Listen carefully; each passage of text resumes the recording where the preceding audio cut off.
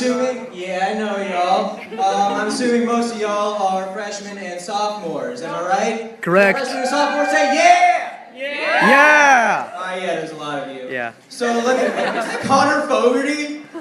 Dude, what happened to you? Okay, when I left, he was clean shaven, short hair. Now it's like full-on Connor.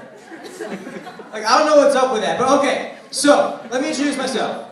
My name is Kazemi, and I don't mean to be too forward, but I am kind of a big deal around here. You see the stage that I'm on, this room? I built it all with my bare hands while wrestling a tiger. You know what they didn't mention? Was that at the same time I was nursing a chipmunk. I know, right? I'm such a humanitarian. You are a saint, good sir. I know.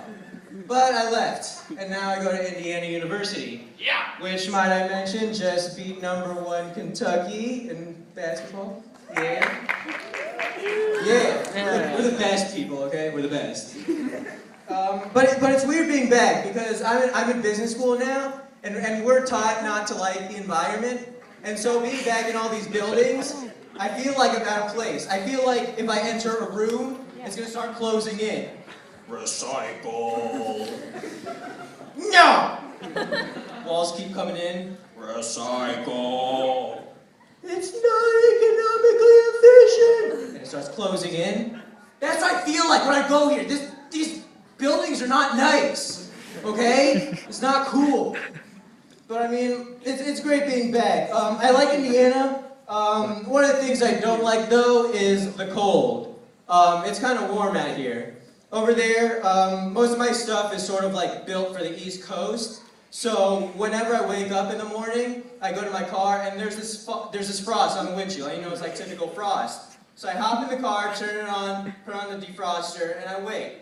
And after 5 minutes, it's still there. And I'm like, okay, I can't see what the heck. So I grab my scraper out of the trunk, and I start going at it on the windshield, but I realize, oh my goodness, there's like nothing on the windshield.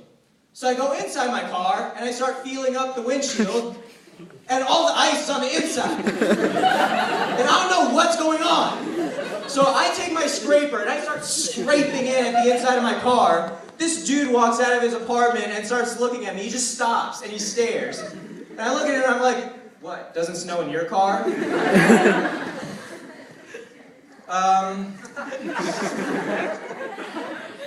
Okay, so, what was I gonna say? It's so weird being back. It's so different. Like, I don't recognize anybody. Do you miss it, though? Oh, yeah, I miss it. I miss the people. Huh? You miss Sexy Wolf? Oh, I miss Sexy Wolf, man. Oh, yeah, that was the greatest band that ever lived. And if y'all want any proof, you just go to Miss Banker, or I think the library also has a copy of our CD and movie. We're kind of a big deal, just like me. Going to Miss Banker. Because I was in it. That's why we're a big deal. So, I got a Blu-ray player recently, so I've been watching all these Blu-rays and stuff. One of the movies that I got was a new Pirates of the Caribbean movie, On Stranger Tides. Did y'all see that? I'm assuming y'all saw that. Yeah, I was kind of a late bloomer to see that. Okay, so I loved this movie, by the way. I loved it. I read the reviews online because I loved it so much. And all of them were trashing it. They were like, oh, the plot's so complicated. I was like, okay, wait a minute here, hold up. Look at the third movie, okay? First of all, there's a dude with an octopus for a face. And then towards the end, like, this chick just like blows up and becomes gigantic, and suddenly he looks normal. How is this less complicated than, let's go to the Fountain of Youth? Like, I don't get that. And then, did anyone even get the third movie? And then they threw in us Asians for some reason. Like, somehow we belong in Pirates of the Caribbean. I was like, what the hell? Oh, man.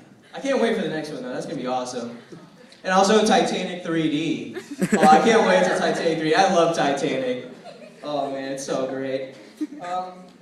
One of the things, though, that saddens me, and which is why I love business school so much, when we're taught not to like the environment, is when you think about it, if global warming had kicked in sooner, the Titanic would have never happened. And Leo would still be alive today.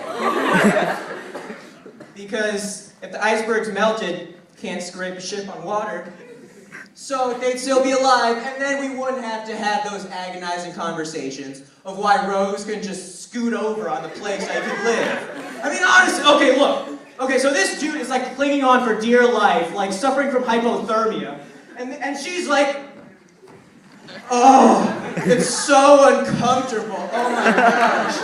Oh, I gotta stretch for a while. Wait, what's it? Oh my goodness, you have no idea how painful this is. How do I look? Yeah, global warming, better love it. I don't think I have anything to say at this point. I love you, Sidwell!